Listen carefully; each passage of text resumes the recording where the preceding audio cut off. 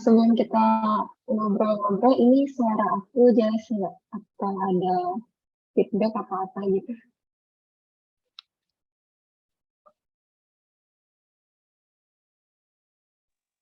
Aman, Teh. Oke.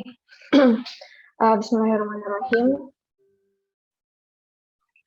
Alhamdulillahirabbil alamin wassalatu wassalamu ala asyrofil anbiya'i wal mursalin wa ala alihi wa sahbihi ajmain. Amma ba'du. Segala puji bagi Tuhan yang Maha Kuasa, Tuhan seluruh alam. Semoga sholawat dan selamat tercurahkan kepada junjungan kita Nabi besar Muhammad SAW serta para keluarga dan para sahabat beliau. Amin amin ya rabbal alamin. Senang sekali hari ini saya Putri dari keluarga Adwa bisa menemani sahabat-sahabat Adwa di kajian Tadabbur, insya Allah dengan tema Dear Youth from Quran bersama insya Allah nanti Ustadz Ahmad Hamsani ya, sahabat-sahabat Adwa, insya Allah. Mungkin sebelum kita mulai itu akan ada aku izin untuk reminder adat-adat kajian ya.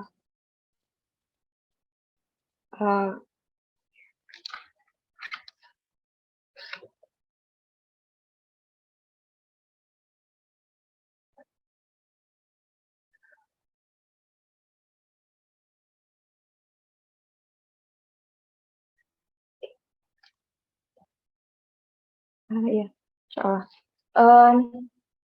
Izin untuk membacakan, jadi ada kajiannya. Yang pertama tentunya perhatikan untuk menjaga adat, maksudnya di sekeliling kita, dan juga menjaga wudhu dari sahabat-sahabat keluarga Adwa. Kemudian diharapkan untuk senantiasa mute audionya agar kajiannya bisa kondusif, dan diharapkan juga untuk sahabat-sahabat Adwa yang tidak ada uzur dan bisa untuk open cam ya bersama-sama agar suasana majelisnya itu lebih terasa real. Walaupun saat ini hari ini kita mungkin berkumpul secara daring ya sahabat-sahabat.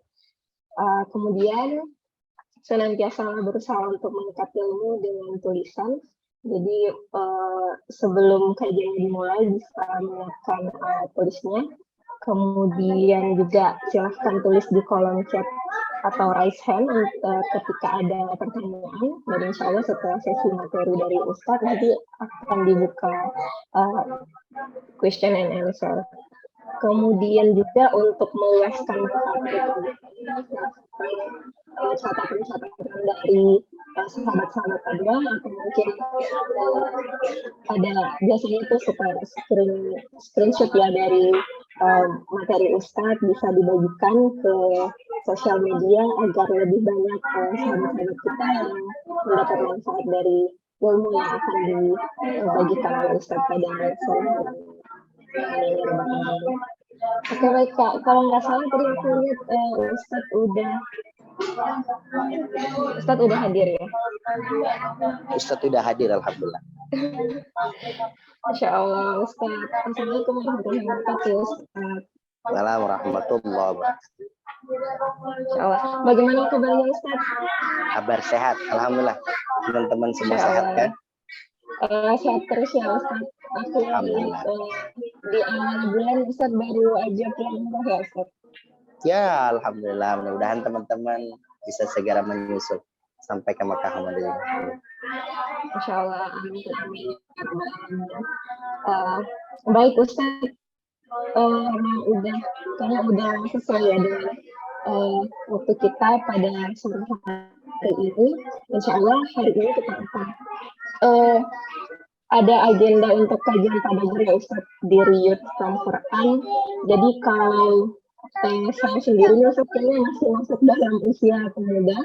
Alhamdulillah saat ini saya 25 tahun, dan kalau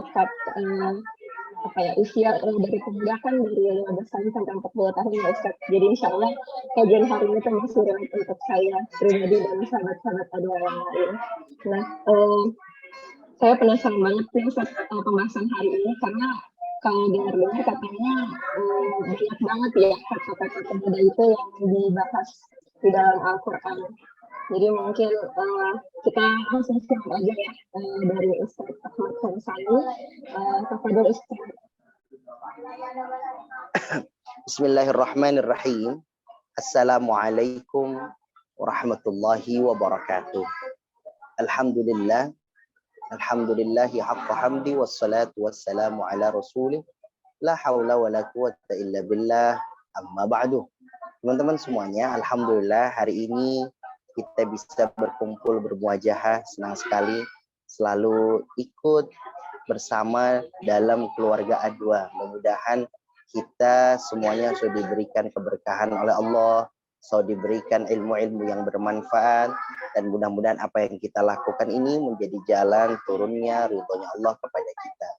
Masih anget-anget daripada tanah suci, saya juga mendoakan semoga kawan-kawan semuanya bisa menunaikan kewajibannya melaksanakan ibadah haji. Yang kedua, dimudahkan juga melaksanakan ibadah umrah. Bisa pula berziarah ke makamnya Rasulullah Shallallahu Alaihi Wasallam. Amin, amin ya rabbal alamin. Nah, teman-teman semuanya, ini kajian yang menarik ya. Kenapa kemudian menjadi menarik? Karena kajian hari ini ada sangkutannya dengan pemuda. Tadi kemudian Mbak Putri sudah sampaikan. Betul, teman-teman, pemuda itu kata Al-Imam An-Nawawi rahimahullah, orang sudah mulai dari akil balil. Nah, ini akil balil. Nah, kalau kayak saya bukan cuma balik nih, udah bolak-balik. Nah, mulai dari akil balik, ya mulai dari 13 sampai 15 tahun kurang lebih. Sampai kemudian usianya di 39 atau 40 tahun. Maka kemudian ini masih masuk kategori asyabab. Nah, masuk kategori asyabab. Sehingga berulang kalimat asyabab atau kalimat fatat ini masuk di dalam literatur Al-Quran maupun kemudian dalam sunnah hadithun Nabi Sallallahu Alaihi Wasallam. Nah, ini yang kemudian menjadi pokok utama yang akan kemudian kita kaji, bahwa apa yang akan kita kaji di sore hari ini adalah hal-hal yang terkait dengan apa yang berhubungan dengan pemuda. Nah, teman-teman, saya mau mulai dengan satu yang menarik nih. Nih, lihat. Orang disebutkan di salah satu hadis Nabi Shallallahu Alaihi Wasallam, man istata'a min ya ma'syarasy syabab, secara langsung Rasulullah mengkhitab, wahai para pemuda, disebut langsung ya ma'syarasy syabab, wahai para pemuda. Ini menarik. Dua ciri, saya mau membuka ini dulu, yang nanti pemuda ini ada dalam kisah surah Al-Kahfi, ada pemuda yang disebutkan yaitu Nabi Yusuf. Ada kisah pemuda-pemuda yang disebutkan yang membela Rasulullah seperti Ali karramallahu wajhah. Di antara semua yang disebutkan dalam Al-Quran ada kesamaan. Lihat ya, di dalam kemudian Al-Quran ada kesamaan setiap kali disebut nama pemuda. Ada dua ciri Mbak Putri dan teman-teman semuanya. Mudah-mudahan kita masuk di dalamnya. Karena saya gemes bener nih. Karena kalau ada pemuda, anak muda yang kemudian gayanya, tingkah lakunya alay gitu. Nggak ada masalah sih alay sih. Cuman yang jadi masalah tuh kalau ada apa-apa, move on-nya susah banget. Ya Allah, baru aja kita kerja. Habis itu kemudian cuma gara-gara ditegur sama atasannya. Kamu kalau datang jangan telat. Udah baper. Aduh. Habis itu kemudian resign. Habis itu udah nggak kerja lagi. Habis itu kepengen duit banyak. Habis itu kemudian punya penghasilan besar. Habis itu masuk surga. Emang ente punya orang dalam apa? Nah, teman-teman semuanya, kita mau ngaji nih. Wahai pemuda ya ma'asyaras sabab. Kesamaan di dalam Al-Quran ada dua ciri. Satu, mereka punya apa tuh? Punya nyali. Apa nih nyali ya Ustaz? Kita nyebutnya apa ya? Punya mental. Apa nih? Keberanian lah. Nyalinya mereka untuk apa? Untuk melakukan amal soleh. Nih, ini nih penting nih. Kalau lu ngaku pemuda, kalau lu kemudian ngaku masih brother, masih guys, kalau kita hi guys, yang gitu-gitu tuh, kalau ngerasa masih pemuda, kita kalau ngelakuin amal soleh, itu punya nyali, berani gitu. Itu pemuda, nyali, berani. Gitu. Ada orang tanya, Ustadz, apa tipsnya biar berani untuk ngungkapin ke orang tua calon wanita yang pengen kita nikahin? Cuma gitu doang pertanyaannya, gampang. Gampang banget. Caranya bagaimana? Cari alamatnya, lalu kemudian cari pendamping, lalu kemudian datangin, ngomong. Udah begitu doang. Sesimpel itu. Makanya teman-teman, kita mau ngaji nih sekarang. Ustaz, biar kemudian kita punya nyali, di dalam kemudian kita kebaikan, alias nyali kita kemudian dalam beramal soleh, maka yang harus kita pegang, nomor satu ini namanya pemuda nih. Kita kudu punya yang namanya pembimbing. Pembimbing ini yang dimaksud itu adalah sebagai contoh, sebagai teladan kita. Teladannya kita siapa nih? Kebanyakan kita punya masalah karena kita salah dalam menentukan apa ya? Dalam menentukan teladan kita, dalam menentukan uswah kita. Maka yuk yang bikin kita, saya ngasih contoh ya. Kenapa kemudian saya di usia yang masih saya pulang dari Al-Azhar, lalu kemudian usia masih 20 tahunan, lalu kemudian sudah kepengen punya pondok. Karena saya saat itu teman-teman, udah favorit banget sama seorang kiai yang punya pondok. Kiai pondok. Ini saya udah favorit banget. Udah seneng banget. Salah satu ulama, dia bikin pondok, terus pondoknya gratis, di dalamnya ada anak-anak yatim, dia ngajarin Al-Quran, setiap Jumat dia bagiin makanan ke tetangga-tetangga, maka semenjak itu jadi role modelnya saya. Jadi contoh, makanya ketika selesai usia kemudian saya 27 tahun, saya udah mulai tuh ngerintis bikin rumah tahfiz, lalu kemudian 1 tahun setelah itu bikin pondok pesantren. Dan sekarang sudah ada 2.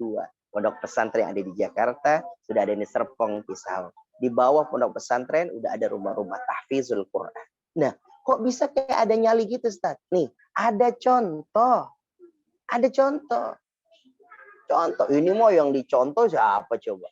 Yang dicontoh artis ya. Apa yang mau kita contoh, dia bilang. Dan contoh, kerja keras banting tulang. Yang diterjemahin banting tulang beneran. Malah banting tulang istrinya. Bukan itu, bos. Banting tulang itu maksudnya semangat, kerja keras. Bukan itu. Dan itu nggak ada faedahnya sama sekali. Kita nggak ada hubungannya sama mereka. Nggak memberikan faedah. Pak Ustadz, ngeselin banget nih Pak Ustadz. Udah berantem habis itu akur. Mau akur kek, mau berantem kek. Nggak ada hubungannya dan nggak ngasih syafaat sama kita.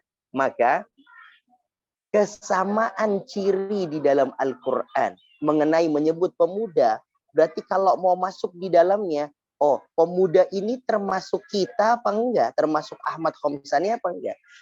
Kalau ciri pertamanya, you punya mental di sini. Mental apa Ustaz? Mental amal soleh, ngelakuin amal soleh gitu. Bener. Apa sih Ustaz maksudnya? Kalau kita ngelakuin kebaikan,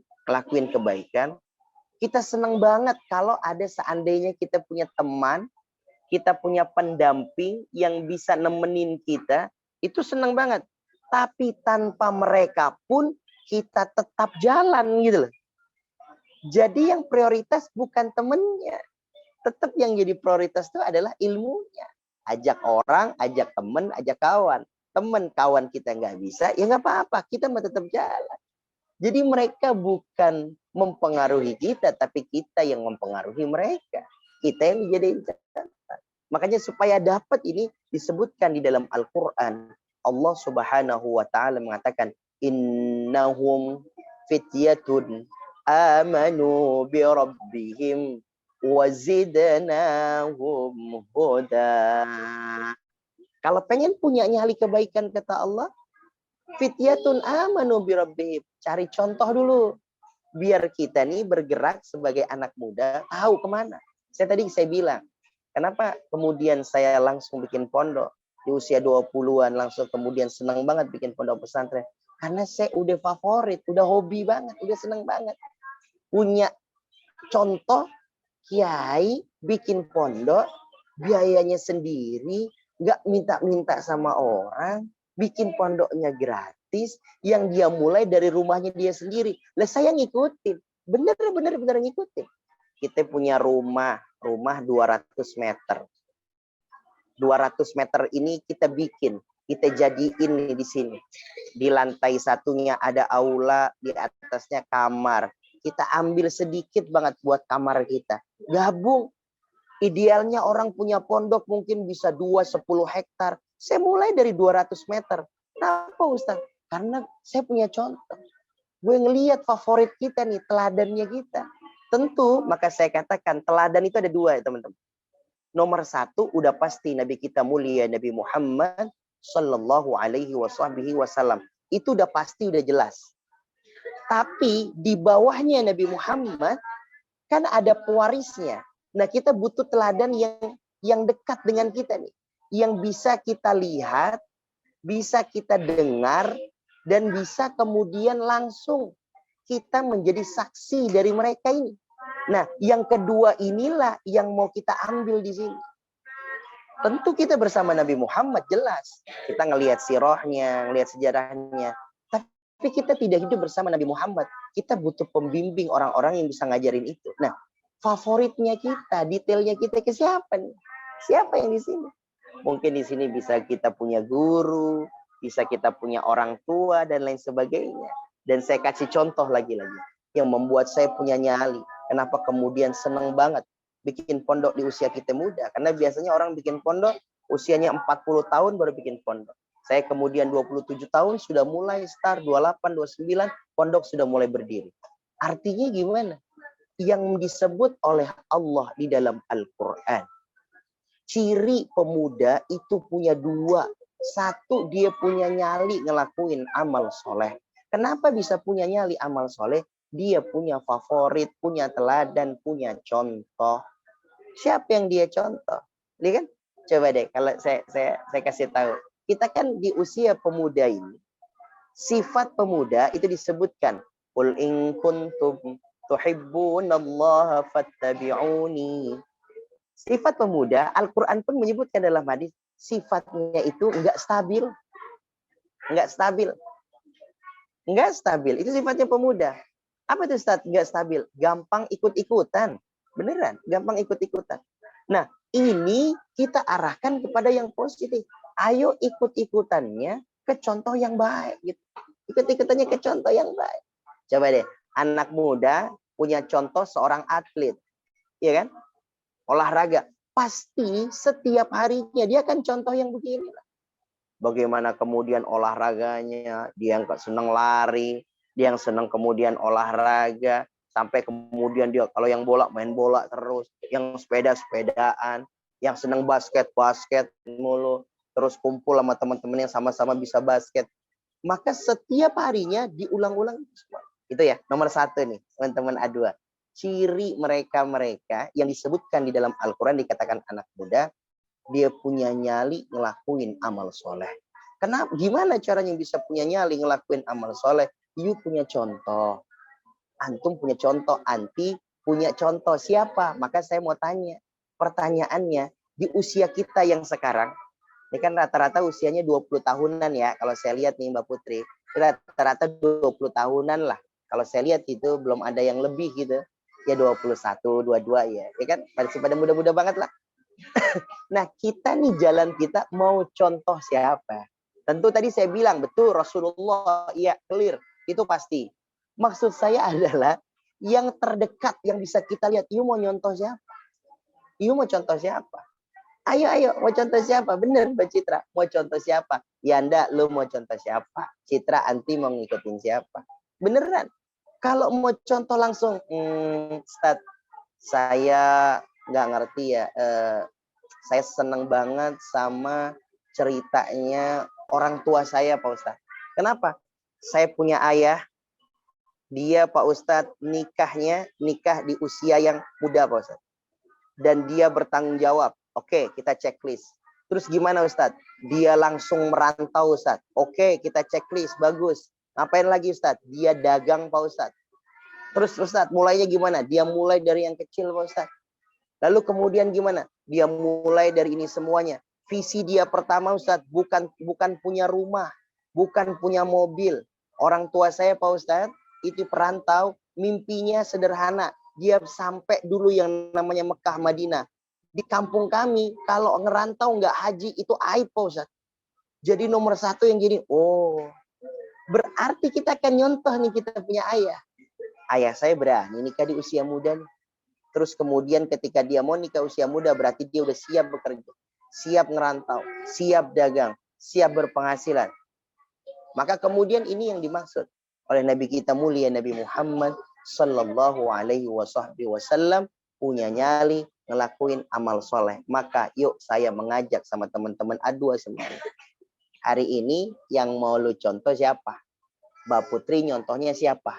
Ya kalau Mbak Putri nyontohnya, gue kepengen banget kayak Lesti dah. Iya, suaminya ganteng banget.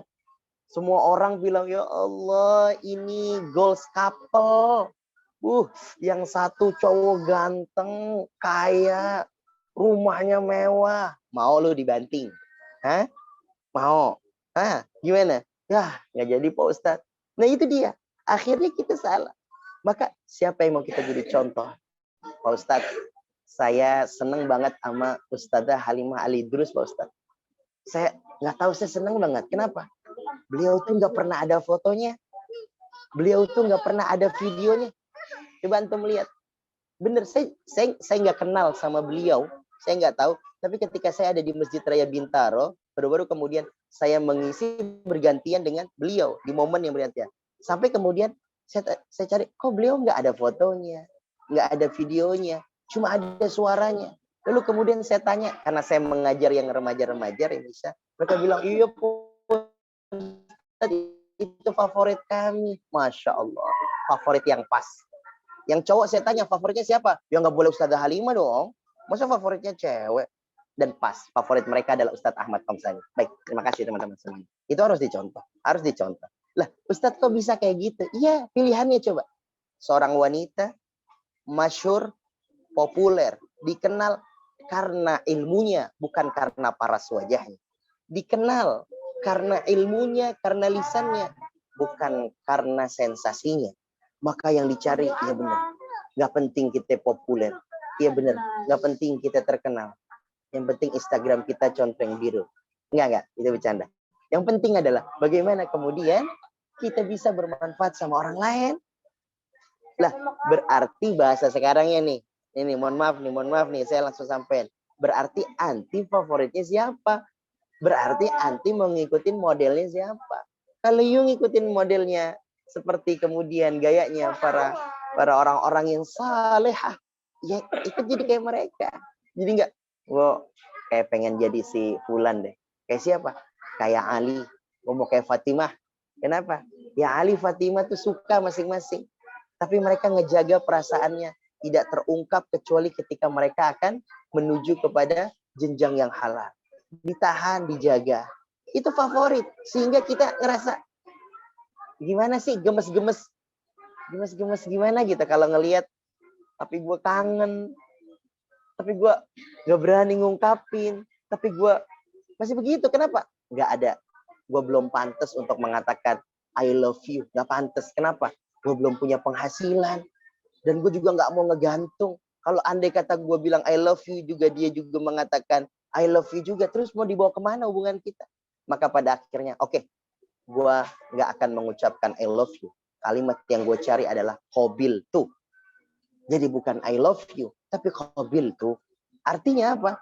Dia siap ngikutin ini. Kedua ya, ciri yang disebutin di dalam Al-Quran.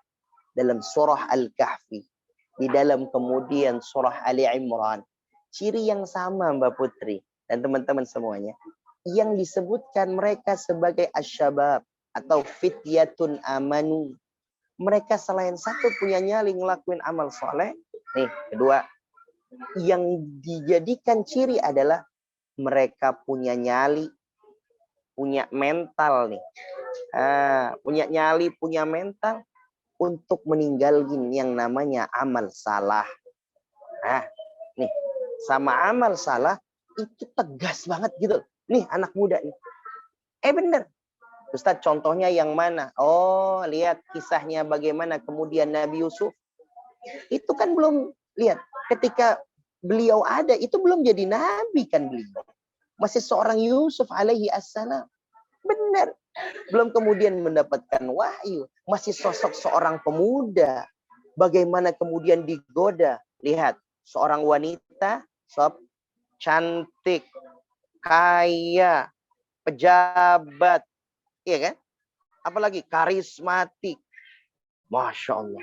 Dan dilakukan secara apa? Diam-diam. Sembunyi-sembunyi, nggak ketahui. Tapi apa kemudian dikatakan oleh Nabi Yusuf ketika digoda? Inni akhafullah. Kata Nabi Yusuf ketika digoda oleh Zulaikha, ayo Yusuf, nih udah nggak ada orang, tinggal kita berdua, yuk kita nikmatin keberduaan kita. Takut Nabi Yusuf sampai dia mengatakan inni akhafullah. Enggak, saya ngeri. Kita emang berdua, tapi ada Allah Subhanahu wa taala yang ngelihat kita. Inni akhafullah rabbal alamin. Ngeri saya sama Nabi Yusuf. Kabur Nabi Yusuf, dikejar. Itu kalau Nabi Yusuf, putri. Kalau Nabi Yusuf. Kalau Ahmad Komsani berdua-duaan sama cewek, terus ceweknya cantik, dia bosnya saya, Ahmad, tinggal kita berdua nih. Ayo kita nikmati keberduaan kita. Apa yang saya lakukan? Tabrak. Ya, bukan kabur malah nubruk. Apa yang terjadi? Itu kalau imannya model-modelnya kayak saya. Tapi kemudian apa yang terjadi? Nabiullah Yusuf alaihissalam masih contoh. Nih kita buat kayak gitu. Kita mau buat kayak begitu. Buat bagaimana Ustaz? Kalau sama yang namanya kita punya amal salah, ada prinsip tegas. Tegas putri, tegas. Bro ikut yuk. Ngapain? Ayo ikutan. Kumpul-kumpul. Ada apa nih? Seru. Nanti di sana kita bisa minum-minum. Minum-minum apaan ini? Aqua. Aqua. Minum-minum khamr dong. Bir, vodka. Enggak, sorry. Langsung coret. Maaf mas, enggak. Kenapa? Haram buat saya. Jangankan minum, megang aja saya nggak mau. Gitu. Ayo ikutin yuk. Diajakin kita, ngapain? Yuk bareng yuk, main judi. Online aja, online. Kalau online kan nggak ketahuan. Kalau offline ketahuan. Kalau online nggak ketahuan. Nggak, coret. Apa sebabnya? Haram. Jadi perkara amal salah tegas gitu. Datang kemudian seorang kemudian laki-laki ganteng. Baik. Kaya, perhatian, WA mulu, nelpon mulu, ingin mulu. Sehingga kemudian apa yang terjadi? Mulai nanya. Dan kadang-kadang pertanyaannya yang ngeselin. Pertanyaan yang ngegoda kita. Paham ya? Pertanyaan yang gimana kabarnya? Baik. Kamu jangan lupa nanti sholat berjamaah. Alah, pret lah. Udah males banget yang kayak gitu-gitu tuh. Ya udah kamu istirahat. Kalau udah malam nih Putri nih, kalau udah malam nih. Nelfonnya masih pakai Asia tuh. Yang kalau 1 menit tuh harganya 100 tuh, yang 1 jam tuh cuma 1000. Jadi kalau udah 59 menit tutup dulu. Yang ketawa-tawa pasti pakai nih. Namanya Asia, pakai Asia. Asianya Asia Hidayah lagi. Udah Asia Hidayah buat pakai telepon cewek lagi. Hidayah yang mana ini? Hidayah yang mana? Hidayah yang mana? Ya Allah, ya Rabbi ya Karim. Yang kalau pengen nutup teleponnya tuh masih begini dulu Rizka. Nah, udah ya, udah 50 menit nih. Ya udah. Kamu udah duluan. Enggak, kamu duluan. Enggak, kamu duluan. Alah. Apaan coba yang kayak gitu tuh. Aduh, ya Allah. Kalau inget-inget, kalau kayak sekarang kok geli amat ya. Tapi Ustaz ngelakuin dulu juga ya. Kalau inget-inget geli gitu ya Allah, ya Rabbi ya Karim. Kamu dulu. Aduh. Maka kemudian kita nih sekarang udah nggak mau ikut-ikut kayak gitu dah. Artinya apa? Capek. Buang-buang waktu doang sob. Beneran. Kita bareng sama dia, makan sama dia, jalan bareng sama dia, pulang pergi antar kampus sama dia, nonton bareng sama dia, makan bareng sama dia, ke mall bareng sama dia, nonton ini bareng sama dia. Pas giliran nikah samanya sama orang lain. Itu kan berarti kita jagain jodohnya orang, belum? Jagain jodohnya orang. La ilaha illallah. Makanya yang kedua sifat pemuda yang disebutkan di dalam Al-Quran adalah mereka punya nyali untuk ninggalin segala sesuatu yang menjadi amal salah. Ustadz, gimana biar kemudian kita bisa punya nyali ngelakuin amal salah? Anda nggak bisa ngelakuin sendiri. Ingat ya. Inna syaitan kana ma'junudihi. Syaitan itu punya powerful alias kuat banget. Kapan Ustadz? Kalau kita dalam keadaan sendirian. Makanya kalau di kos-kosan sendirian, ngelakuin amal salah maksiat, kecenderungannya lebih besar tuh. Aduh, beneran. Buka handphone. Aduh. Yang dibuka, lihat lagi mantan. Kalau enggak, kalau kita yang cowok, cari yang cantik-cantik. Yang cantik, cari yang ganteng-ganteng. Lu lihat lagi yang terbuka auratnya. Pokoknya kalau sendirian, teman-teman, setan tuh powerful. Kuat banget. Nah, setan mulai melemah ketika kemudian kita dalam keadaan berjamaah. Nah, bahasa kitanya adalah bareng-bareng. Bareng-bareng yuk. Bareng-bareng gimana Ustaz? Yuk, kajian bareng. Yuk, bareng. Yuk, sholat jamaah alias bareng. Ayo, ini bilang. Mau safar, mau jalan-jalan, bareng. Bener. Biar nggak neko-neko, biar nggak macem-macem gitu. Mau apa lagi kemudian? Bismillah mau umroh bareng sama Ustadz, bareng. Ayo, yang mau umroh, ayo bareng. Ustadz, kapan lagi umroh? Kapan ya? Desember kali. Ayo, bareng kita umroh. Ayo bareng-bareng. Biar kita city tour ke tempat-tempat yang belum pernah. Ayo jalan kita. Nah, tapi semuanya ini dilakuin dengan berjamaah. Maka kemudian syaitan akan menjadi melemah. Lemah. Coba. Kalau kita lagi duduk bareng sama temen, kan nggak mungkin kita nonton hal-hal yang enggak yang terbuka auratnya. Kalau kita lagi kemudian bersama-sama, kalau kita lagi kemudian bareng sama kawan, kan nggak mungkin gitu ya. Banyak tiba-tiba kita di tengah-tengah mereka main judi gitu.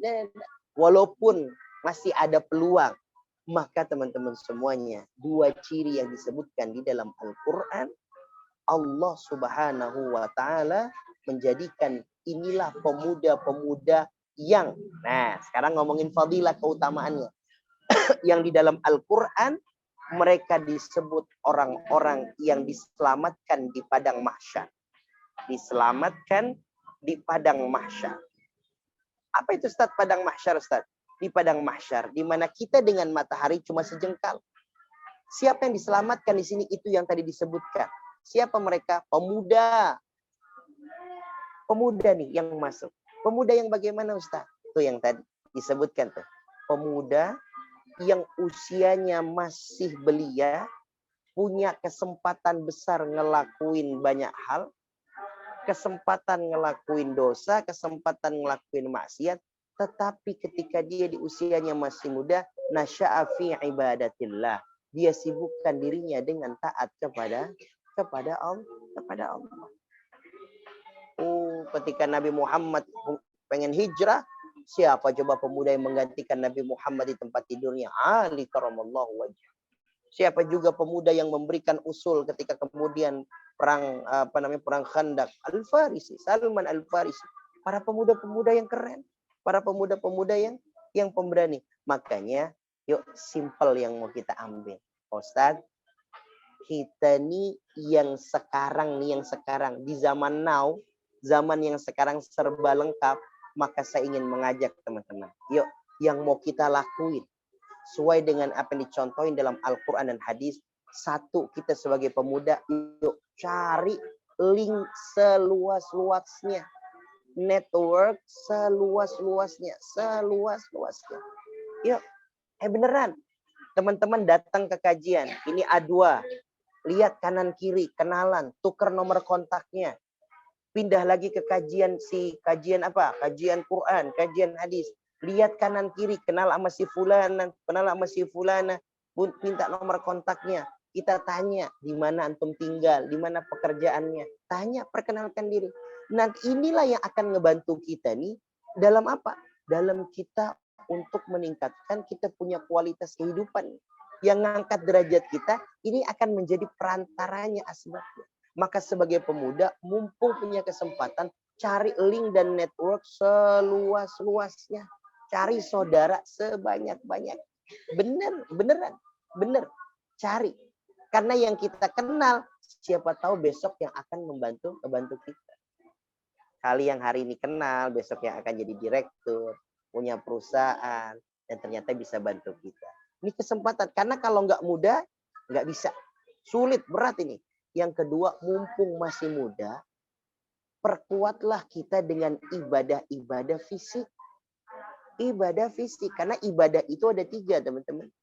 Ada ibadah yang sifatnya ibadah ruhiyah, ibadah yang membutuhkan banget keikhlasan, tapi nggak butuh yang namanya fisik.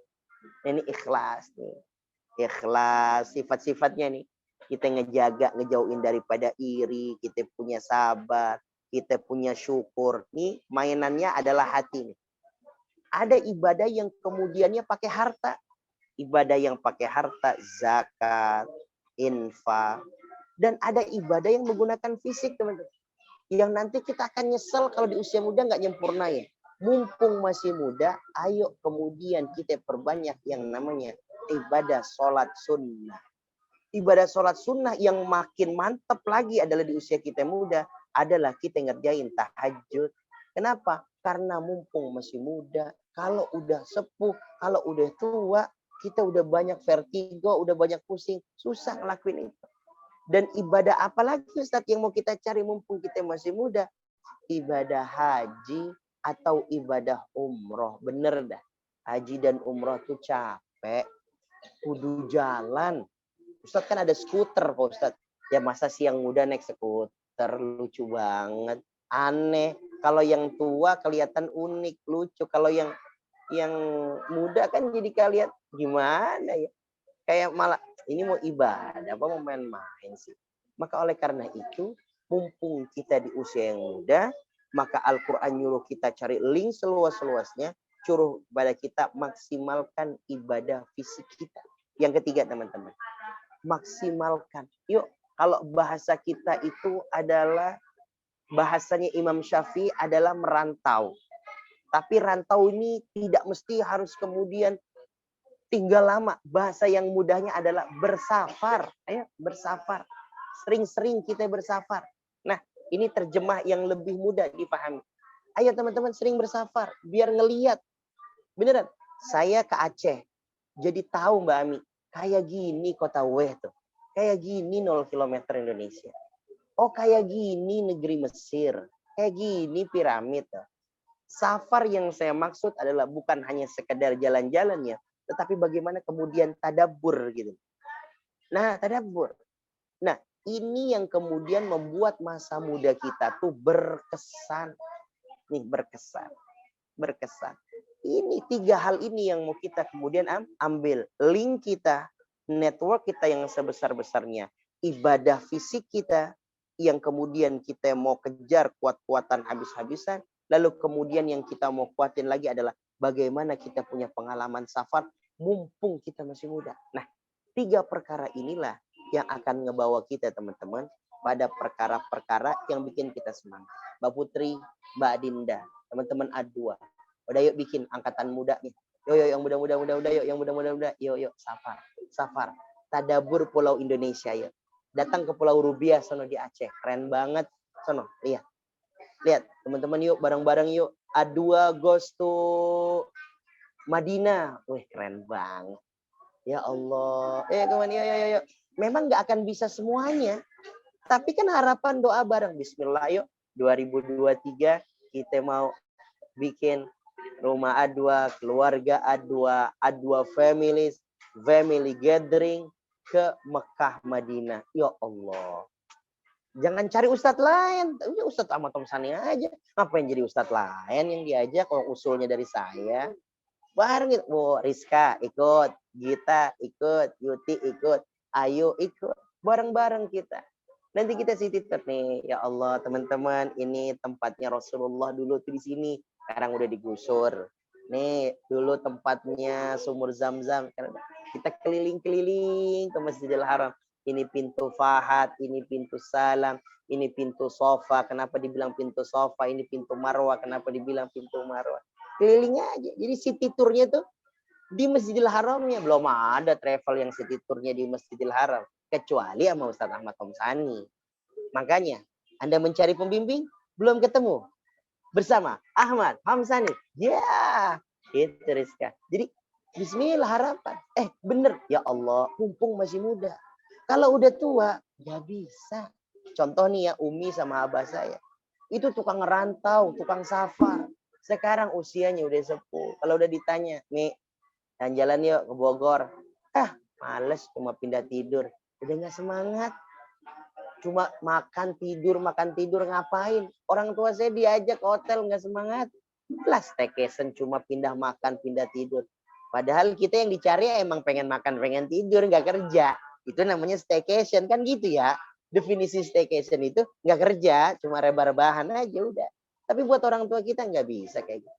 Nah mumpung kita masih muda, ayo cari link sebesar-besarnya. Maka saya sarankan, kemana aja teman-teman pergi ke satu tempat, ke satu kajian, ke satu perkumpulan, lihat kanan kiri ketemu kena Mbak siapa namanya. Namaku Fatima. Aku Khadijah. Oh iya, ikut dari kajian mana? Kajian A2. Seneng banget bisa ketemu. Tadi saya dengar Mbak suaranya lembut banget. Mbak, aku boleh minta nomor kontaknya enggak? Iya. Mbak, aku bisa minta alamat rumahnya enggak, ntar mau mampir. Mbak kerjanya di mana? Dapat nomor kontak, besok cari lagi. Terus. Udah dapat nomor kontak banyak, handphonenya error, hilang. Ya Allah, orang gonta-ganti handphone asal dapat, maaf ya, nggak ke-save yang kemarin. Kok bisa nggak ke-save? Gimana? Nah ini yang kemudian saya mau sampaikan. Mbak Putri, ini muqaddimah yang ingin saya sampaikan. Yuk kita lihat dua ciri kesamaan di dalam Al-Quran. Punya nyali ngelakuin kebaikan, punya mental ngelakuin amal soleh.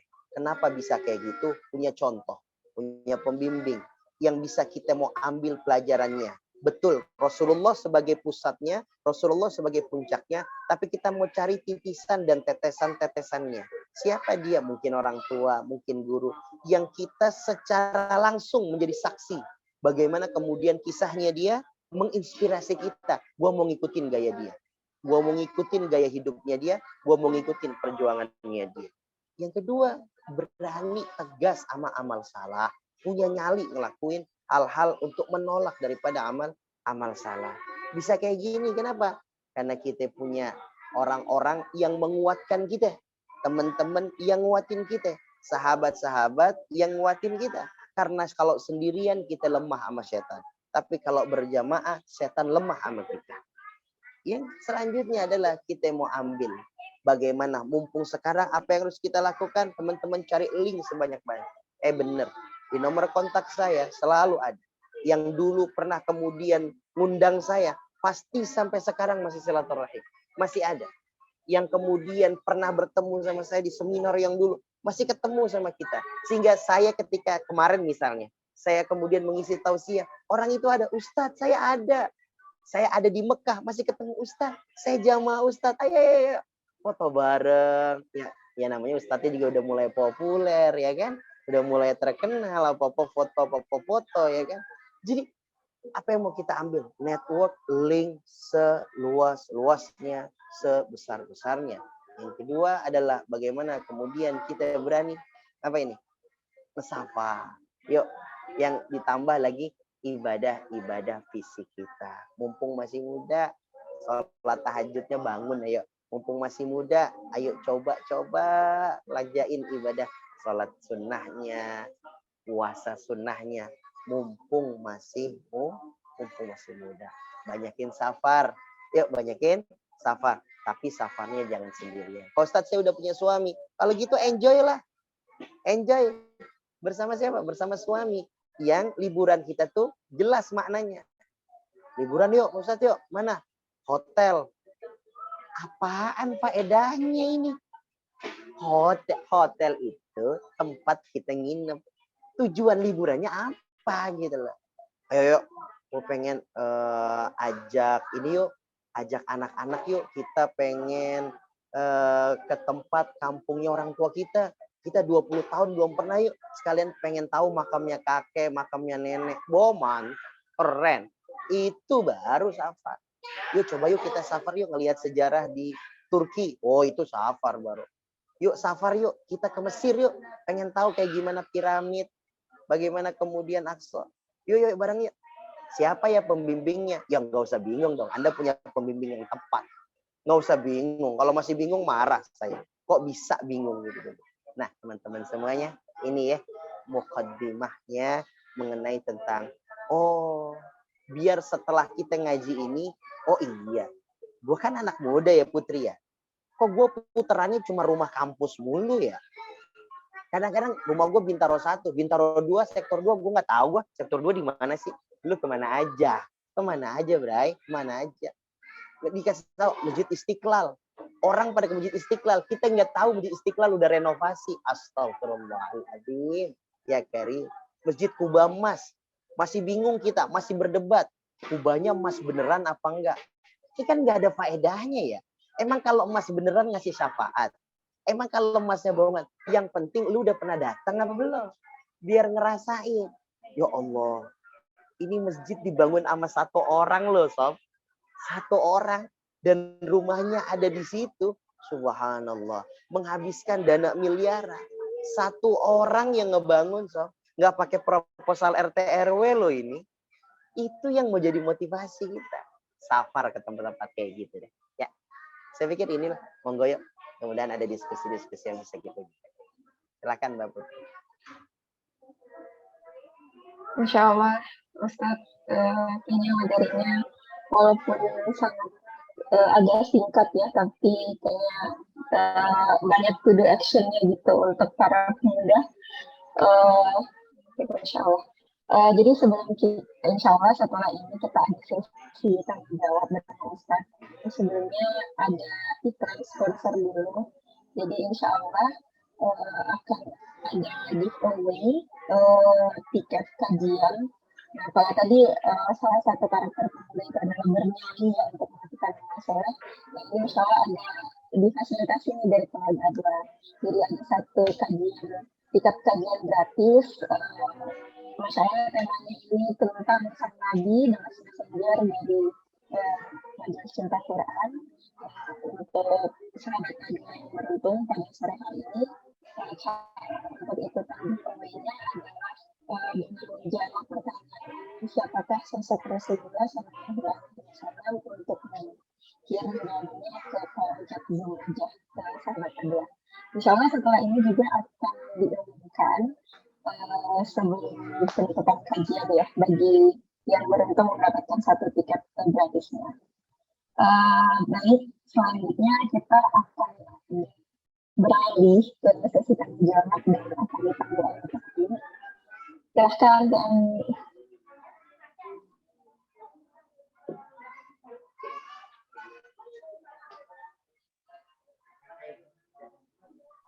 Oke, baik, mungkin suara Dek Putrinya kurang ini ya Ustadz ya, kurang jelas, kayaknya ada salah teknis ya. Karena tadi kan karena Putri kan pemudi jadi lebih cocok dibanding saya tadi jadi MC-nya. Ya udah sementara digantikan dulu Ustadz. Oke, mungkin tadi kan kita ada media partner sama tadi bisa di operator ditampilin lagi nggak ya? Ya nih acara Sang Nabi ini Masya Allah ternyata sudah sold out karena A2 ini salah satu media partner. Kita mau membagikan free satu tiket untuk acara ini gitu ya. Teh Yuti. Oke. Ya, Ami. Ini berarti caranya nanti kita akan adain kuis ya berarti ya? Oh, oke. Kuisnya sekarang atau nanti? Sekarang aja boleh Teh. Kita bacain pertanyaannya. Oke, nanti dijawabnya di kolom chat aja ya teman-teman ya. Ini bagi yang benar-benar ingin rumahnya dekat atau atau mungkin niat untuk datang ya, untuk datang ke acara ini karena tiketnya sudah habis dan ini ada satu giveaway dari A2 memberikan kesempatan. Oke.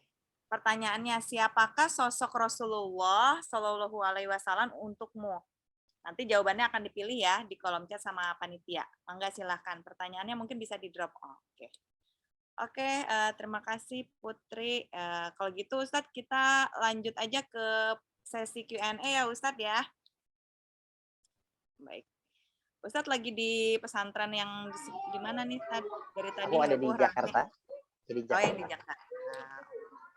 Iya nih mau teman-teman A2 pengen main juga ke sana tapi belum sempat. Takutnya Ustadz masih istirahat pulang umroh.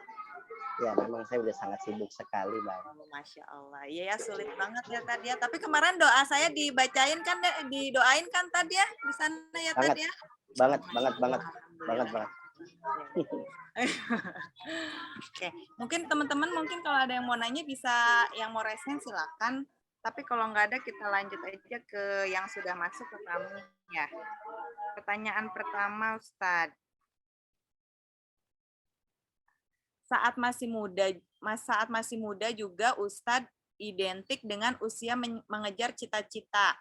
Gimana batasan mengejar cita-cita dunia jika terkait dengan karakter pemuda yang tadi disampaikan Ustadz? Baik. Ustadz. Inilah, teman-teman nggak boleh pisahin antara kalimat ini. Dunia, akhirat. Nggak bisa, ini nggak boleh dipisah. Karena nggak ada akhirat tanpa dunia. Dunia doang, nggak nyari akhirat juga berantakan. Berarti bagaimana? Harus disambung, dibersamai. Contoh misalnya. Pak Ustadz, saya pengen banget dapat kerja. Jangan cuma sampai dapat kerja. Ditambahin. Pengen banget dapat kerja yang halal gitu. Dan berkah. Itu semuanya harus begini. Semuanya harus kayak gitu. Pak Ustadz, saya kepengen banget punya rumah. You jangan rumah doang. Kalau sekedar rumah doang, rumah cuma sekedar tempat aja. Cuma sekedar tanah, cuma sekedar batu bata yang disusun rapi. Dan Ustadz, saya mau bisa banget ya Rob, jadiin saya yang punya rumah. Yang di rumah ini biar saya bisa bangun. Kemudian saya punya keluarga. Punya kemudian anak-anak yang soleh, yang di tempat ini juga saya bisa bareng sama saya punya keluarga untuk bisa ibadah, bisa nerima tamu. Kalau saudara-saudara kumpulnya di rumah saya, biar saya bisa ngejamu para ulama mampirnya ke rumah saya, gitu. Saya ingat bener dah, saya ini kan ya orang kota yang ke kampung-kampungan ya, apa orang kampungnya ke kota-kotaan saya juga nggak tahu.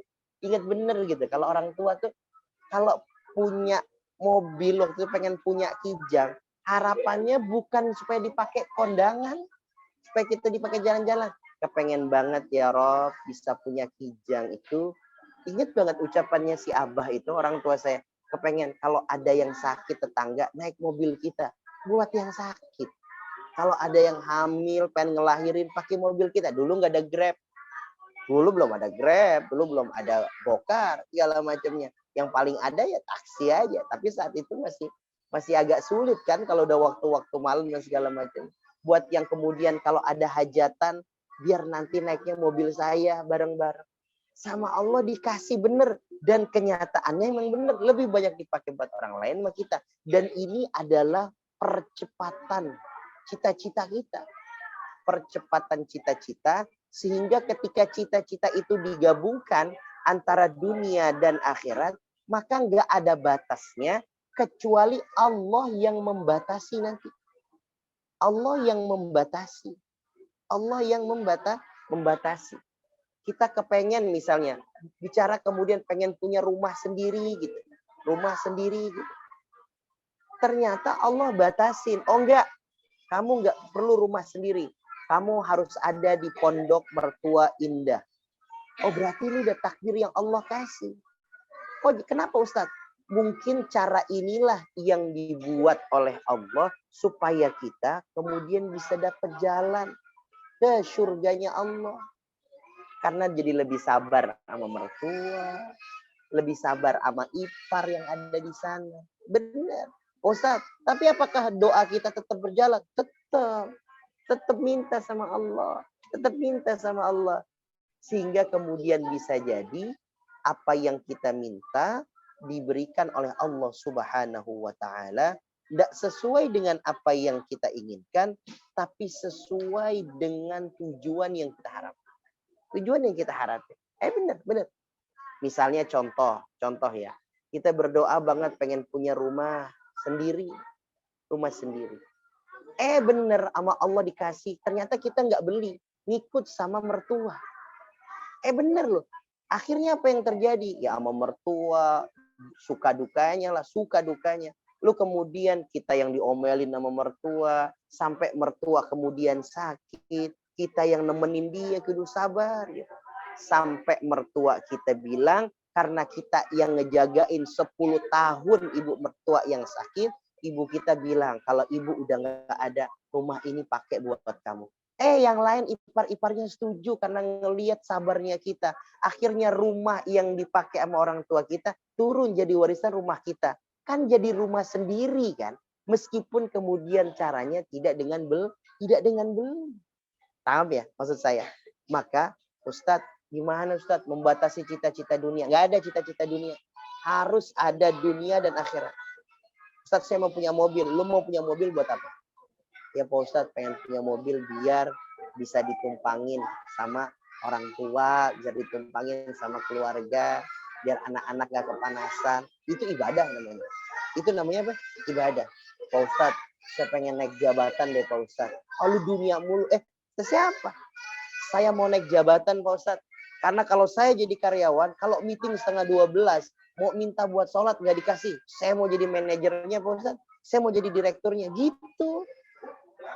Allah kan kasih bener. Pas kita jadi direktur, betul. Teman-teman semuanya, sudah jam 11:30 kita stop. Kita makan siang, kita sholat zuhur berjamaah. Habis ini kemudian kita kumpul lagi meeting jam 11:30. Oke, siap? Oke, terima kasih. Kita tutup dengan hamdalah. Alhamdulillah Rabbil Alamin. Asyik, seru. Jadi naik jabatan itu dunia? Enggak. Pak Ustadz, saya kepengen kemudian punya jodoh. Jodoh dunia akhirat ya. Tambahin dong. Pengen punya jodoh, pendamping yang soleh Pak Ustadz. Yang baik. Biarin banyak duit asal berkah Pak Ustadz. Udah nggak usah yang repot-repot. Sederhana aja Mbak Putri kita pengennya. Udah biarin. Nggak apa-apa Pak Ustadz, saya punya suami duit banyak asal berkah. Udah begitu cukup. Udah mana duitnya sedikit. Nggak berkah. Dilaknat Allah lagi. Ya Allah buat apa kita?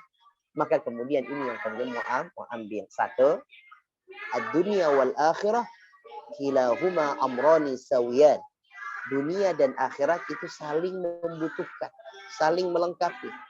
Nggak mungkin kita dapat akhirat kalau nggak lewat dunia. Lalu mau lewat mana? Dan nggak mungkin kemudian kita punya urusan dunia jika tidak disandingkan dengan akhirat, maka amal tersebut akan menjadi amal yang sia-sia. Nah, bagaimana pembatasannya Ustaz? Allah nanti yang ngebatasi. Ya, teman-teman, Allah yang ngebatasi. Pak Ustaz, sampai di mana batas saya sebagai istri? Harus kerja atau ngurusin kemudian anak? Nanti Allah yang akan bikin. Misalnya, nanti pekerjaan kita udah nggak kepegang, anak kita sakit, lalu kemudian anak kita harus diantar ke sekolah, suami kita harus keluar kota. Oh, ini tandanya Mbak Ami, ini tandanya Mbak Yuti, bahwa kemudian kita fokus deh sama anak, sama keluarga. Kenapa? Udah nggak ada waktu lagi. Mau nyari mbak nggak ketemu-temu, nyari asisten rumah tangga nggak bisa-bisa. Sekalinya ada, anak kita nggak diurus dengan baik. Kita lihat kok anak kita luka-luka, kok anak kita memar-memar. Oh ternyata dipukul sama ART-nya. Oh ini udah tanda. Berarti kita suruh handle sendiri. Suruh handle sendiri. Jadi biarkan Allah yang memberikan sinyal-sinyalnya. Maka kita berdoa kepada Allah, semoga bisa menjadi hamba yang pintar menangkap sinyal-sinyal itu. Pintar menangkap sinyal-sinyal itu. Supaya apa? Supaya kemudian kita bisa ngerti mana waktunya lanjut atau mana waktunya stop. Kayak kita di lampu merah. Kan nggak ada yang teriak-teriak. Maju. Di lampu merah nggak kayak tukang parkir. Ya kan? Lampu merah cuma kode doang. Merah, kuning, hijau. You ngerti nggak ngerti terserah. Pokoknya itu yang ada. Kalau tukang parkir kan kiri, stop Pak. Maju lagi dikit. di lampu merah nggak ada. Percis hidup kita kayak gitu. Biarkan mesin yang menentukan merah, hijau, kuning, pastikan kita paham dan mata kita melihat bagaimana kuasa-kuasanya Allah datang ke dalam kehidupan kita. Ya, samakan bersamai dunia dan akhirat. Yang kita minta adalah bagaimana kita bisa mengerti hati ini dibuka daripada sinyal-sinyal yang Allah berikan. Seperti itu, Mbak. Allah. Benar ya, kadang kita lupa ya bahwa cita-cita kita itu semuanya harus bernilai ibadah ya. Jadi nggak cuma sekedar meminta sesuatu hal yang duniawi, tapi harus disertakan dengan tujuan akhirat ya Ustadz ya, biar Betul. makin berkah. Dan balik lagi tujuan manusia itu kan untuk beribadah kepada Allah ya. Jadi dalam mencari cita-cita juga harus disertai dengan cita-cita akhiratnya ya. Baik nih Ustadz, nomor 2 nih ada pertanyaan lagi. Gimana caranya biar nggak salah milih idola Ustadz? Nomor 1, sering-sering buka lambe tura. Nah, ini contoh idola yang salah. Kalau kita mau cari contoh, nih mau contoh, mau dijadiin kita model, bukan model artis, model yang mau kita ikuti. Apa yang harus kita lakuin? Dua. Yang membuat kita semakin dekat dengan Allah, semakin dekat ke Allah, tentu ke Rasulullah pasti. Yang kedua, tidak semakin dekat dengan keluarga. Benar, ini. Saya kasih contoh ya, yang membuat saya happy, yang membuat saya senang ya. Saya punya guru, lalu kemudian dia selalu bercerita sama kami, dan saya menyaksikan langsung. Apa yang kemudian beliau lakukan? Dulu, waktu bikin pondok, beliau cerita, itu punya motor Vespa. Motor Vespa. Bersama siapa? Bersama istri, sama bunyainya sekarang kan. Lalu kemudian itu istrinya bilang, udah motor ini jual aja. Biar aku kalau ke pasar jalan kaki. Toh hitung-hitung olahraga. Dijual nih motor buat ngerapiin ini. Supaya kemudian ini dibobok. Biar kemudian jadi tempat ngaji. Jadi aula kecil. Dari motor Vespa zaman dulu. Saya tuh di sini udah jatuh cinta, Mbak. Pertama apa? Satu, ini makin dekat ke Allah. Kok ada orang fokus sama ibadahnya sampai berani ngorbanin hartanya. Yang kedua, kok ada istri yang sebegitu ridho ya. Kan nggak mungkin kalau istri ini sebegitu ridho terhadap apa yang dilakukan oleh suami, kecuali emang suaminya kan emang suami yang baik gitu. Maka dua yang mau kita ambil jadi teladan kita. Siapa yang mau kita cari? Yang kemudian dia membuat kita jadi dekat sama Allah. Jadi kalau ngelihat pengorbanannya, Masya Allah, hebat banget ya. Waduh, canggih banget. Yang kedua, buat kita makin dekat sama keluarga. Kita ngelihat, nangis kita. Nangis benar-benar kita. Apa sebabnya? Dia cerita, saya punya anak, belum pernah saya kasih susu yang murah. Kata kita punya guru. Saya berusaha untuk cari susu yang terbaik buat anak saya, biar anak saya sehat. Saya bisa jadi nggak makan sehari semalam, tapi anak saya harus minum susu yang terbaik. Nah itu kan ngajarin sama saya. Pengorbanannya mantap. Pengorbanannya mantap. Ini mah dibalik. Kita makan enak-enak di restoran. Anak kita di rumah sama istri makan tempe sama sambel. Kebalik lu nyontoh siapa ini? Yang lu contoh siapa? Ya kan gitu kan. Maka apa yang terjadi? Maka pola hidup kita, karakter kita akan terbentuk dari apa yang kita lihat dan apa yang kita dengar. Kan gitu. Sehingga kemudian ada folder-folder yang terbuat di dalam otak kita dari hasil apa yang udah kita saksikan.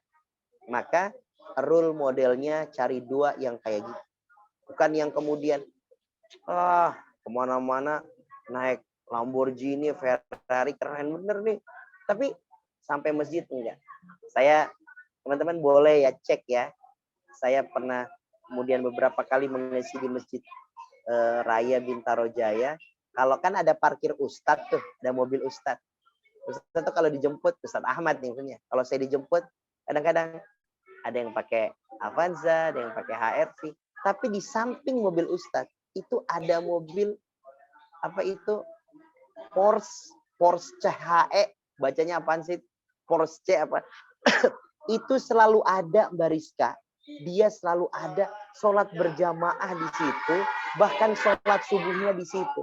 Waktu iseng-iseng ditanya, karena dia pemilik ekspedisi yang lumayan masyhur di nasional ini, lo kemudian ketika ditanya apa kata dia? Pak, kok sampai ke masjid naik ini? Apa kata dia? Saya ketemu klien naik mobil yang bagus. Saya ketemu kemudian sama pemegang saham, pegang yang bagus. Masa saya mau ketemu sama pemilik bumi dan langit, dunia dan akhirat, maka saya kemudian pilihnya naik yang jelek sih. Saya mau naik mobil yang bagus. Apa kata dia? Biar ini mobil Ustadz jadi saksi di hadapan Allah. Kaget kita dengar kayak gitu. Masya Allah. Padahal kita kalau mau ke masjid pilih sendal yang jelek. Biar nggak hilang. Kalau kemudian pengen ke masjid, cari pakaian yang simple-simple. Biar nggak gerah. Karena masjidnya panas. Ada hamba Allah. Nah, itu boleh dijadiin role model. Boleh jadiin role model. Sehingga kita bilang gini Putri sama Allah. Ya Rob, kepengen punya Lamborghini buat sholat subuh. Masya Allah. Saya sama santri saya pernah menjadi contoh. Saya disaksikan langsung. Jadi, kalau setiap Sabtu saya ngisi kuliah subuh di cabang rumah tahfiz kami. Di Jalan Pelita. Dari pesantren saya, jalan kaki bisa. Jadi, kita jalan kaki 15 menit sebelum adzan subuh kita jalan. Lewat jalan raya nih. Kita ngelewatin satu masjid. Tapi tempat kita bukan di masjid, ini ada Ica nih. Ada satu masjid namanya Masjid Al-Hikmah. Ini ada Ica di sini, dia tahu rumahnya dekat situ. Nah, tempat saya di Jalan Pelita, kudu nyebrang. Waktu kita mau lewatin masjid itu, ada orang yang jalan naik mobil Ferrari mau sholat subuh. Kita santri jalan lewat. Sama dia tuh digas sopan, maksudnya dia nggak mau jalan, santri dulu yang nyebrang duluan, dia mempersilahkan. Cuman karena dia nggak bisa buka kacanya gitu, jadi kodenya pakai gas gitu ya, kayak ngeledek gitu, tapi enggak. Tapi setelah udah kita lewat, dia izinkan, silahkan Ustaz. Sholat subuh pakai Ferrari, coba bayangin. Sholat subuh pakai Ferrari, ya Allah ya Karim. Kira-kira kalau saya punya Ferrari, apa gue pakai sholat subuh? Tentu enggak nih. Enggak mungkin. Kenapa? Orang di pesantren juga gue sholat berjamaahnya. Mau taruh mana Ferrari? Jadi maksud saya kayak gitu ya. Jadi cari contoh role model yang ngedeketin kita ke Allah. Yang ngedeketin kita sama keluarga. Terserah modelnya gimana. Apa karena pengorbanan hartanya? Apa karena pengorbanan terhadap orang tuanya? Atau apakah karena sabarnya? Atau karena merantaunya, atau karena kecerdasannya, terserah pilihan Anda. Yang paling terpenting membuat kita makin dekat ke Allah dan Tuhan. Masya Allah, benar ya Ustaz. Oke, kita lanjut aja ke pertanyaan nomor 3. Ustadz, waktu kuliah saya suka banget sama hadis tentang pemuda yang diselamatkan tadi. Pengen jadi salah satunya. Nah, sekarang usia sudah 40. Masih pemudakah? Amal apa yang bisa saya kuatkan di saat saya masih pemulihan pasca operasi dan tangan saya masih sakit? Teman-teman, usia 40 tahun itu namanya udah usia matang. Usia matang ini, usia dewasa. 40 tahun ini adalah usia di mana kemudian Rasulullah diangkat jadi nabi. Karena udah sempurna. Nah, Ustadz, kalau udah 40 tahun yang pengen dikejar di mana? Nih, usia 40 tahun yang dikejar adalah istiqomahnya. Karena kata Nabi SAW, kalau ada orang usianya udah 40 tahun, berulang-ulang melakukan amal soleh, dilakukan berulang-ulang, maka aku yang akan jadi saksi, wafatnya akan seperti kebaikan tersebut. Jadi akan diwafatkannya seperti keistiqomahan amal kita di usia 40 tahun. Benar teman-teman? Betulan. Dan ini kisah nyata, betul. Orang-orang yang diwafatkan di usia, orang-orang yang kemudian beristiqomah di usia 40 tahunnya, itu biasanya jauh lebih matang ketimbang kita yang masih muda. Benar. Kita coba nih. Ngamalin baca surat Al-Muluk setiap malam. Baca Al-Muluk. Nanti ketemu lagi baca Ar-Rahman. Ganti surat Ar-Rahman. Senang lagi nih amal Waqiah. Ganti.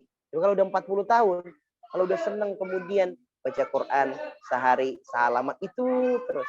Baca surat Al-Muluk terus, Al-Kahfi terus. Senang kemudian baca Bismillahirrahmanirrahim terus. Maka di usia 40 tahun justru pemuda itu sedang berada di puncak-puncaknya. Benar. Kalau Anda adalah seorang laki-laki, di sini nih puncak-puncak pemimpinnya. Kalau kita adalah perempuan, di sini nih mutlak kemudian kita dijadikan sebagai apa nih? Sebagai ibu yang baik, sebagai wanita yang soleha. Maka usia 40 tahun itu usia matang. Konkretnya nih, kalau udah usia 40 tahun, itu waktunya. Nih, waktunya kita. Waktunya kita ngelihat apa yang paling sering. Apa yang kemudian paling menjadi kebiasaan. Ini harus nih dilingkarin nih. Kalau ada di sini yang usianya 40 tahun ini. Kenapa Ustadz? Karena ini toleransinya adalah dengan bagaimana kita diwafatkan. Serius. Kalau you cinta banget di usia 40 tahun dengan ilmu, pasti wafatnya nggak jauh-jauh dari ilmu. Di usia 40 tahun, maaf, lagi senang-senangnya memaksiat. Ya mohon maaf, diwafatkan nggak jauh-jauh dari itu. Makanya maaf ya, kalau orang udah di usia 40 tahun, justru baru mulai gemar-gemar maksiat. Kata Allah, nanti taubatnya gimana? Berat gitu. Maka di usia 40 tahun, justru waktu momen-momen kita selamat dan diselamatkan. Cari kebiasaan kita ketika kita udah sampai di usia kita 40 tahun. 40 tahun. Putri, you punya kebiasaannya apa? Ami punya kebiasaannya apa? Fitri punya kebiasaannya apa? Usia 40 tahun masih sering nongkrong di pinggir jalan raya.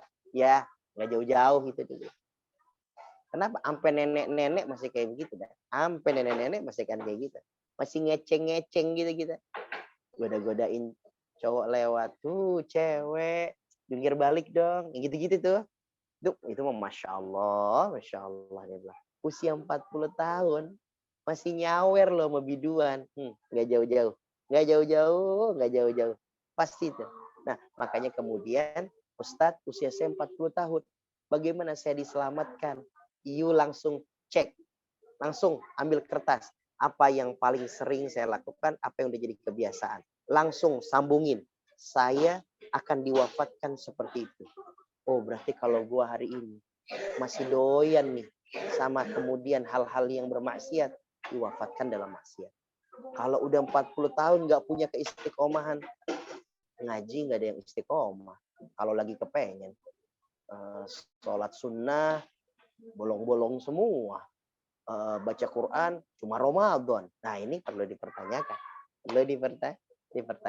Cari amalan yang menjadi rutinitas istiqomah yang kemudian menjadi jalan kita diwafatkan oleh Allah sesuai dengan kebiasaan.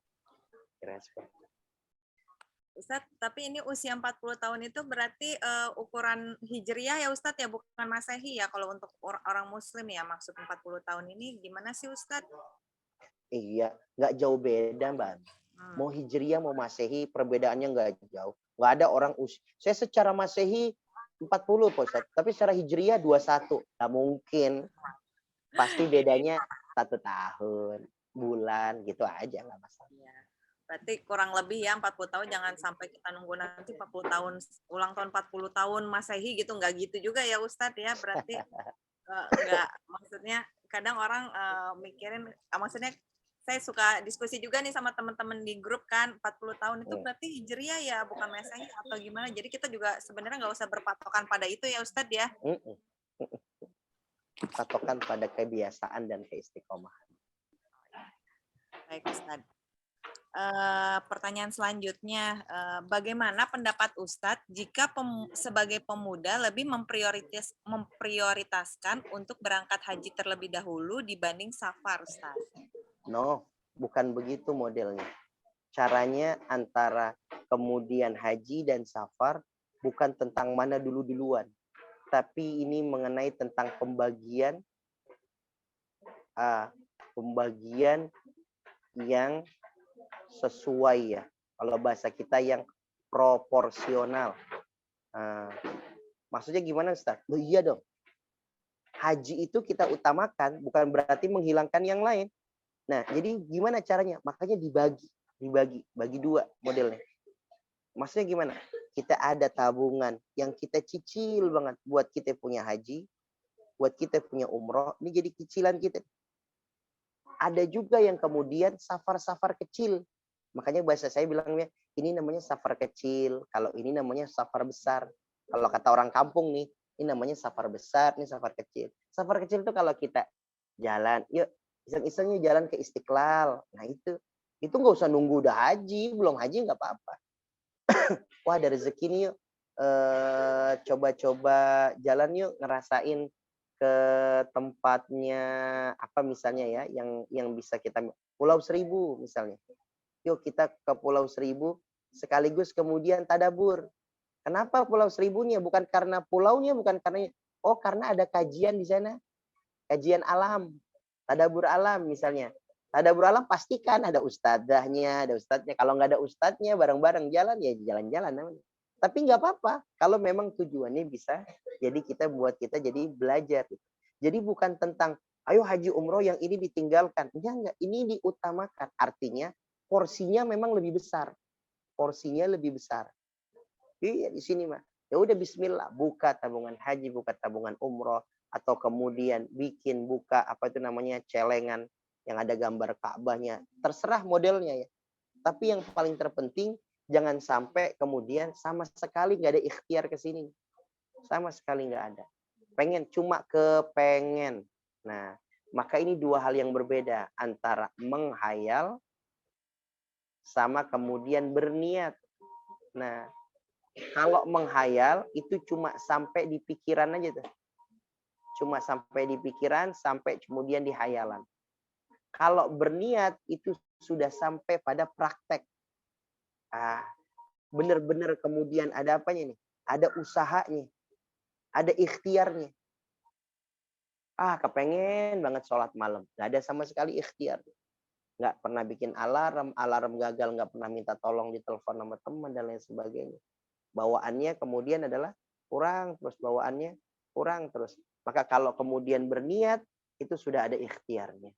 Udah minta didoain sama orang tua, datang ke Ustadz, besok mau bawa jamaah umroh lagi ya. Ustadz doain saya ya, doain. Pak Ustadz kali butuh buat ngangkat-ngangkat koper, saya ajak Pak Ustadz, biar saya ngangkat koper. Saya mau udah yang penting bisa ihram, bisa tahu Mekah, Madinah, udah. Saya nggak usah makan di hotel, nggak apa-apa Pak Ustadz. Lah susah banget hidupnya. Yang penting saya sampai ke Mekah, Madinah Pak Ustadz. Ayo, bismillah. Jadi, bikin proporsional. Maksudnya Ustadz, ada yang kita buat porsi besar Mbak Ami, untuk kemudian buat ke Mekah, ke Madinah. Haji, jangan lupa itu kewajiban kita. Umroh, kita kerjain. Dan ada juga porsi sedikit-sedikit. Kalau emang kita nggak mampu banyak, nggak usah yang jauh-jauh. Ya main-main aja dulu ke masjid-masjid yang bersejarah. Istiqlal, kan seru tuh. Masjid, apalagi tuh yang masjid-masjid tua yang ada di Jakarta. Itu kan banyak sekali, ke masjid mana Tanjung Priuk, masjid yang modelnya kayak Cina-Cina. Terserah, yang penting ada nilai yang bisa kita, itu kan murah meriah ya. Jadi mungkin naik Grab bisa gitu kan, atau bareng sama temen naik motor bisa. Jadi modal 50.000, 100.000 bisa sampai kayak gitu. Tapi porsi 1 juta, 2 juta kita cicil, taruh. Pak Ustadz, hajinya harus nunggu 30 tahun, 50 tahun. Gak usah khawatir. Kalau Allah bisa bikin haji sampai nunggu ngantri 30 tahun, nanti sama Allah cuma tinggal begini doang. Nanti berubah lagi kok. Nunggunya tinggal jadi 2 bulan, 3 bulan. Ingat orang tua kita dulu, daftar haji bulan Januari, tahu-tahu bulan Agustus sudah berangkat. Bisa kayak gitu. Kita akan kayak gitu lagi, insya Allah. Kira-kira seperti itu. Baik, Masya Allah, pencerahan luar biasa. Baik, kalau gitu kita ke pertanyaan selanjutnya ya, Tad ya. Bagaimana cara mengatasi merasa diri paling benar dan merasa paling soleh, Ustadz? Karena kondisinya tinggal di antara teman-teman yang tidak bersemangat dalam beribadah. Allahu Akbar walillahil hamd.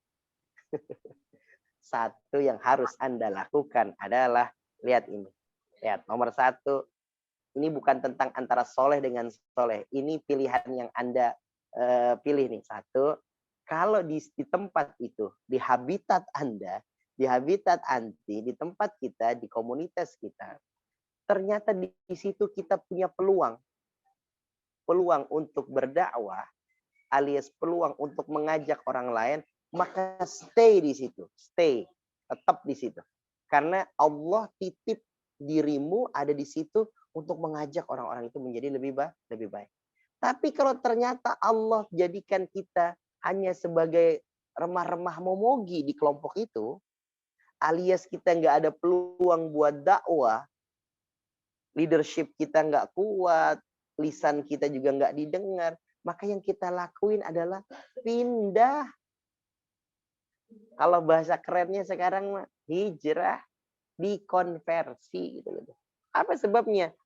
Maka bukan tentang bagaimana siapa yang paling soleh.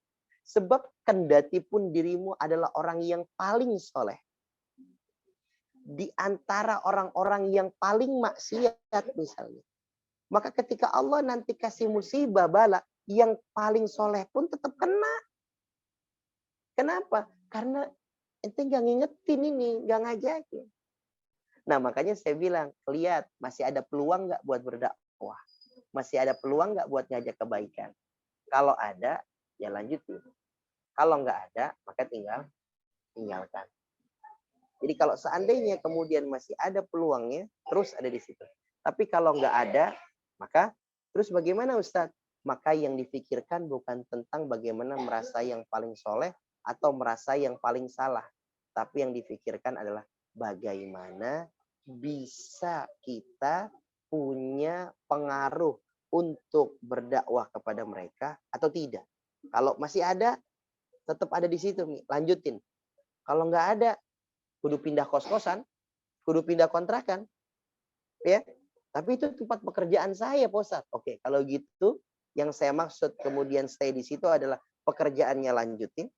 Tapi kemudian kalau seandainya di sana ngebuat kita jadi ibadah kita jadi berantakan, maka fokus sama pekerjaan, singkat kumpul sama teman-teman, fokus dengan pekerjaan-pekerjaan kita yang lain. Nah itu yang harus kita penting. Kita ada peluang nggak untuk mengajak mereka?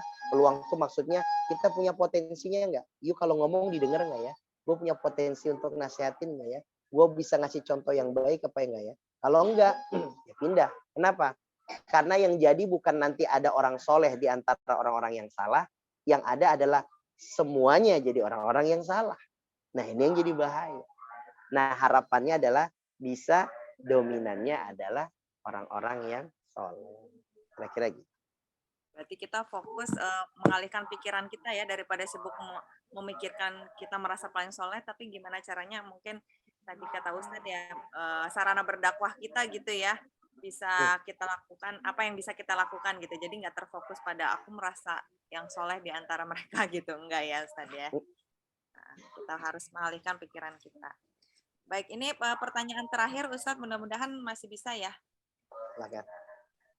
Bagaimana cara terbaik mendoakan keselamatan untuk diri sendiri, anak-anak, dan keluarga agar mendapatkan rahmat Allah dunia dan akhirat? Siap. Teman-teman, ini harus dilakuin amalan ini. Satu, teman-teman harus terus istighfar 100 kali dalam satu hari. 100 kali. Firman-Nya Allah, aku tidak akan berikan wa makanallahu liyu'adzibahum. Aku nggak akan adab seseorang, Mbak Ami. Aku tuh berarti maksudnya adalah keluargamu. Keluargamu nggak aku akan timpakan musibah. Keluargamu nggak aku akan kasih bala kalau masih ada istighfar. Biasain istighfar untuk semua kita dan anggota keluarga. Oke? Yang kedua, teknis lagi nih. Kalau kita pergi keluar rumah, selain doa bismillah tawakkaltu 'ala Allah, tambahin.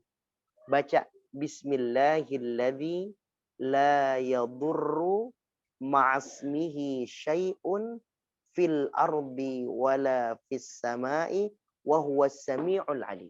Ini dibaca 3 kali setiap kali kemudian kita keluar. Kenapa? Allah jauhkan kita dari musibah yang datangnya tiba-tiba. Hadisun Nabi Shallallahu Alaihi Wasallam. Nih biar kita kemudian terjaga gitu. Maksudnya gimana, Ustaz?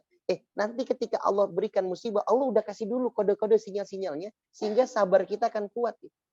Anak kita akan sakit, kemudian dirawat di UGD, dibawa kemudian. Tapi sebelum sakitnya itu, kita udah ngelihat dulu tanda-tandanya, sehingga kita udah gak kaget.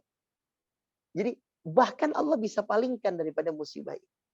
Bismillahilladzi la yadurru ma'asmihi syai'un fil ardi wala fis sama'i wa huwas sami'ul alim. Bismillahilladzi la yadurru ma'asmihi syai'un fil ardi wala fis sama'i wa huwas sami'ul alim. Istighfar baca 100 kali, yang kemudian kalau keluar rumah kita jaga kemudian dengan membaca Bismillahilladzi la yadurru. Yang ketiga, kalau kita masuk ke dalam rumah kita, ini kan keluar rumah nih. Kalau kita masuk lagi ke dalam rumah, pas saat kemudian kita masuk ke dalam rumah, ada orang nggak ada orang, tetap kita harus ucapkan salam. Assalamualaikum. Karena ketika nggak ada orang, maka yang dimaksud salam itu adalah keselamatan dari musibah. Kalau nggak ada orang, keselamatan dari musibah. Mami, kalau lu masuk ke rumah, masuk ke apartemen, masuk ke klaster, masuk ke townhouse, buka pintu, udah tahu kita nggak ada orang, kan kita yang megang kuncinya. Tetap kita ucapin Assalamualaikum warahmatullahi wabarakatuh. Kalau nggak ada orang, itu keselamatan dari musibah. Kalau ada orang, Assalamualaikum warahmatullahi, itu adalah ucapan agar Allah turunkan rahmat kasih sayangnya sama orang-orang yang ada di dalam. Nah, 3 ini pegang. Buat jadi jalan, jalur keselamatan kita untuk diri kita dan keluarga kita. Istighfar, keluar rumah baca doa, masuk ke dalam lagi, kita jangan lupa ucapin salam, karena masuk ke dalam rumah, salam yang terbaik, doa yang terbaik adalah salam. Cuma Assalamualaikum warahmatullah, atau cuma Assalamualaikum, itu udah cukup. Nggak ada orang, Pak Ustadz, siapa yang diucapin salam? Karena kita kepengen minta keselamatan dari musibah. Biar anggota rumah dan rumah kita ini dijauhkan dari segala macam bala dan musibah. Nah, seperti itu. Baik, jazakallah khair Ustadz. Kayaknya pertanyaannya sudah selesai semua, alhamdulillah. Mungkin sebelum ditutup saya kembalikan lagi ke Putri ya. Kayaknya Putri sudah tidak kendala teknis. Insyaallah. Ya, jazakallah khair Teh Ami udah memandu sesi tanya jawab. Punten, ini suaranya udah jelas atau masih ini ya, nggak kedengeran? Bagus, Kak. Aman. Bagus. Jelas. Insyaallah. Alhamdulillah. Sebelum ya, karena sesi tanya jawab udah selesai dan tadi juga Ustadz udah berbagi materi ini ya, apa-apa saja yang perlu kita siapkan sebagai pemuda, dan itu panduannya tentu dari kitab yang terbaik, satu-satunya kitab terbaik yaitu Al-Quran. Nah, mungkin untuk kita semua para pemuda yang tergabung dalam Sahabat A2, tugas kita adalah mengamalkan ya. Semoga Allah Subhanahu wa Ta'ala senantiasa memampukan kita untuk bisa mengamalkan ilmu-ilmu yang kita dapatkan pada sore hari ini. Dan Masya Allah, Ustadz mungkin bisa diberikan closing statement dan juga doa penutup doa penutup Ustadz untuk sesi kita pada sore hari ini. Silahkan Ustadz. Baik, teman-teman semuanya, sebelum kita berdoa kepada Allah, mari sama-sama yuk. Ikhtanim khamsan qabla khamsin. Ayo manfaatkan masa muda kita sebelum datang masa tua kita. Maksudnya, ayo manfaatkan. Cari kesempatan untuk bisa banyak-banyak kenal, berkumpul sama orang-orang soleh. Karena nanti kalau udah datang masa tua kita, kita tinggal menunggu didatangi oleh orang-orang soleh. Saya ulang, mumpung kita masih muda, masih dikasih sehat, ayo sebanyak-banyaknya, seluas-luasnya kita datengin orang-orang yang soleh, teman-teman yang baik. Karena nanti kalau udah tua, gantian. Kita yang didatangi dan dikunjungi oleh orang-orang yang soleh. Mumpung masih muda, yuk gunain kesempatan untuk bisa kita ibadah yang secara fisik. Supaya nanti ketika kita datang masa tua, kita tinggal menyempurnakan ibadah-ibadah kita kepada Allah Subhanahu wa Ta'ala sesuai dengan kapasitas kemampuan kita. Yang terakhir, kesempatan kita. Mumpung masih muda, ayo cari kesempatan kita untuk bisa menjelajah ngelihat lagi. Apa yang kita lihat Ustaz? Bumi-buminya Allah. Supaya nanti ketika kita datang masa tua, banyak hal cerita yang bisa kita bagi ke anak dan cucu-cucu kita. Karena kalau Anda tidak kemudian menjelajah, maka cerita yang akan dibagikan itu lagi, itu lagi. Maka yuk sama-sama kita berdoa kepada Allah Subhanahu wa taala. Kita awali dengan sama-sama beristighfar. Astaghfirullahaladzim. Astaghfirullahaladzim. Astaghfirullahaladzim. Kalimat tasbih. Subhanallah wa bihamdi. Subhanallahil azim. Subhanallah wa bihamdi. Subhanallahil azim. Kita angkat tangan kita. Alhamdulillah rabbil alamin. Allahumma salli ala sayyidina Muhammadin wa ala alihi wa sahbihi ajma'in. Allahumma ja'al jam'ana hadha jam'an marhum. Ya Allah, jadikan kumpul kami adalah perkumpulan yang Kau berikan barakah. Jadikan kumpul kami adalah perkumpulan yang Kau berikan rahmat. Rabbana la tada' lana fi maqamina hadha dhanban illa ghafarta. Ya Allah, jangan jadikan kami berkumpul kecuali dosa-dosa kami Kau sudah berikan ampunan.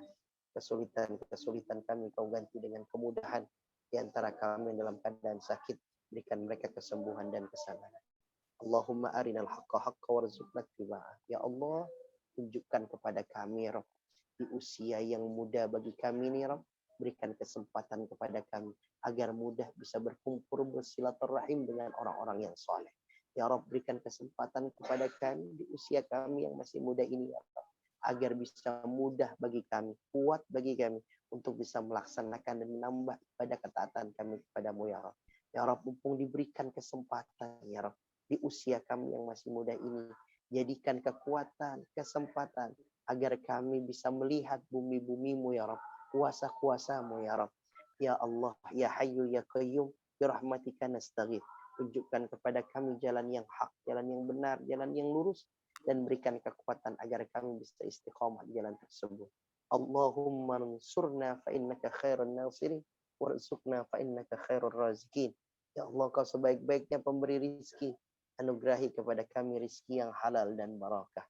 Anugerahi kepada kami rizki yang luas dan bermanfaat. Anugerahi kepada kami rizki yang dengan rizki ini bisa menjadi jalan turun rahmat dan ridhamu kepada kami. Allahumma kama jama'tana fid dunya fajma' lana fil jannah. Ya Allah, sebagaimana Kau kumpulkan kami di dunia dengan Al-Quran, jadikan Al-Quran ini pula yang akan mengikat dan mengumpulkan kami di taman-taman surgamu ya Allah. Rabbana atina fid dunya hasanah wa fil akhirati hasanah wa qina adzabannar. Walhamdulillahi rabbil alamin. Terima kasih teman-teman semuanya. Insyaallah kita bersua kembali lain kesempatan. Assalamualaikum warahmatullahi wabarakatuh. Waalaikumsalam warahmatullahi wabarakatuh. Jazakallah khair untuk Ustadz Ahmad Homsani. Semoga insya Allah kita bisa ketemu lagi ya Ustadz di majelis ilmu yang lain. Atau mungkin juga bisa ketemu di perjalanan safar-safar tadi yang udah disebutin sama Ustadz. Amin, amin, ya Rabbal Alamin. Semoga sehat walafiat selalu Ustadz. Amin. Silahkan Ustadz.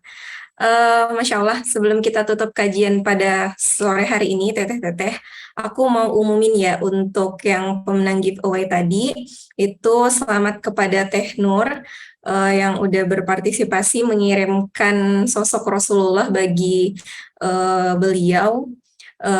Jadi ada free 1 tiket kajian dari Majelis Cinta Quran. Kajiannya tentang Rasulullah Shallallahu Alaihi Wasallam. Nanti kalau syarat dari giveaway-nya itu adalah harus bisa hadir ya. Jadi kalau misalnya ada uzur atau berhalangan, silahkan diberikan kepada kerabat yang bisa hadir di majelis tersebut.